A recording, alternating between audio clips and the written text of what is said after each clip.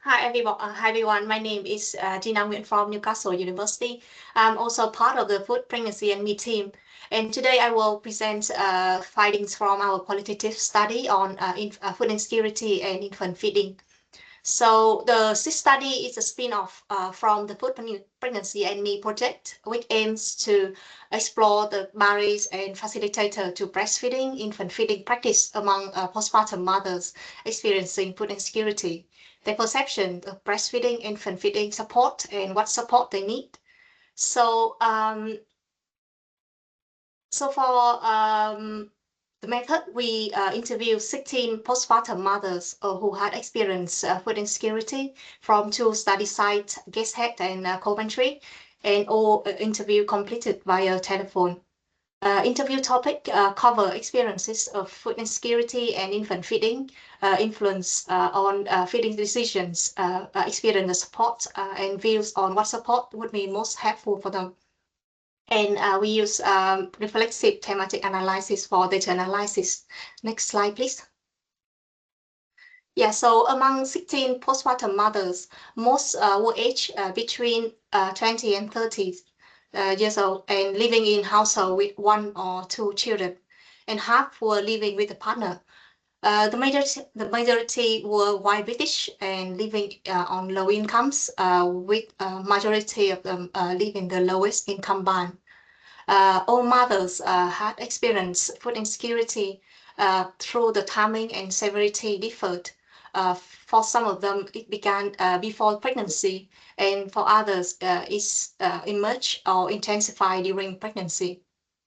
And around 62.5% of the mother breastfed their babies, including 25% who exclusively breastfed for 4 to 6 months, and 37.5 breastfed for 2 to 4 months or use combined feedings, giving us a broad range of feeding experiences. And next slide, please. Yeah, so please note that these early findings come from our preliminary analysis, and we are still working on the final analysis. But the themes I'm presenting today reflects clear and consistent pattern emerging across the interviews. And we identified 4 themes that capture how infant feeding was shaped by material, emotional, and structural realities. The first theme, material constraints, which includes 4 sub-themes, show how financial pressure, structural barriers, maternal nutrition limitation, and women coping strategies. The second theme, emotional and identity dimensions, including 5 sub-themes, highlight the stress, the guilt, pressure, and protective motivation involved in feeding under constraints. The third theme, systematic gaps and resourcefulness, including 4 sub-themes, reflects the current support that women received, why and how it led women to rely on themselves and informal networks.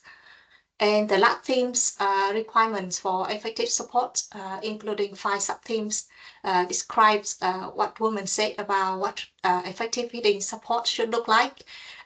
This include the need for early, practical, accessible, continuous, and holistic support. In the next few slides, I will talk through each theme and summarize some supporting quotes for sub-theme from across the interview. So the first theme's material constraints on infant feeding reflects how feeding was shaped by financial pressure, structural barriers, and women's need to manage limited resources. Women spoke about the hidden costs of breastfeeding, formula become unaffordable, difficulty accessing benefit, and the daily challenges of stretching food.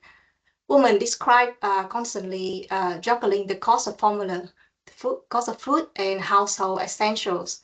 Several mothers talk about cutting back their own meals to make sure the baby was fed. Women also spoke about the hidden costs of breastfeeding, including extra food or energy to maintain a supply. The cost for buying some breastfeeding bras for feeding outside the home or in public, or like the cost for paying a bottle, pumps and equipment.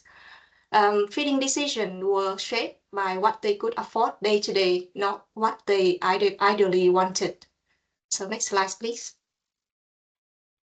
Yeah, so for the second themes, emotional and identity dimension of feeding, this highlights the emotional and psychological load that came with feeding under financial constraints.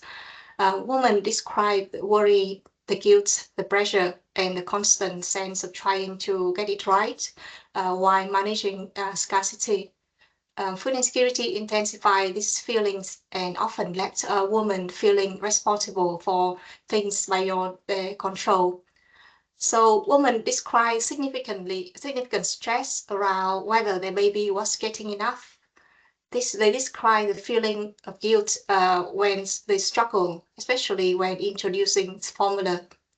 They felt pressure from professional, from cultures and religion to breastfeed, even when the circumstances make it challenging.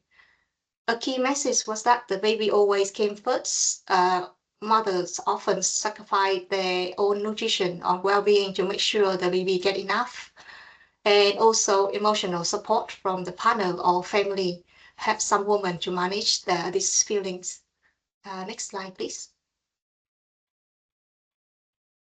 Yeah, so for the third theme, navigating systemic gaps through resourcefulness. This theme reflects the gaps across the feeding support pathways.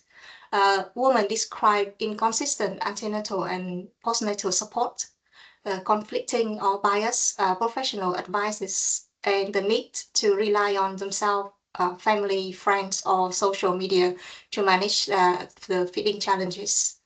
Some women describe the gaps in the continuum of care, especially limited following up after birth. Many spoke about inconsistent or biased advice, including feeling pressure to breastfeed when it wasn't working. They turned to partners, mothers, friends, or social media like Facebook groups for practical information, because some of them said that it feels easier and more supportive. Some women share the positive support experience from healthcare professionals and highlight the value when support was regular, proactive, and from the same person. Next slide, please.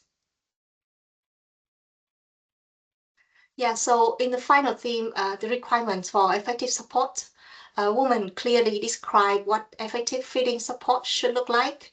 They want to support that start early, include proactive guidance, offers practical demonstrations, provide flexible and accessible formats to ensure relational continuity and recognize the emotional and financial realities of food insecurity.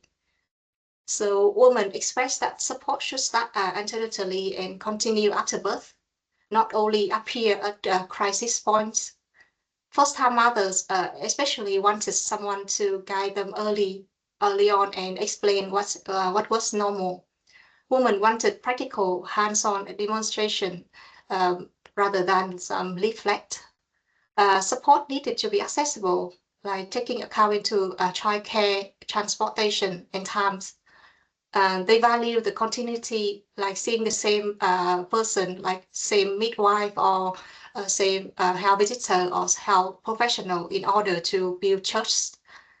Some women ask for holistic support that consider their well-being, mental health, and financial situation. Yeah, next slide, please.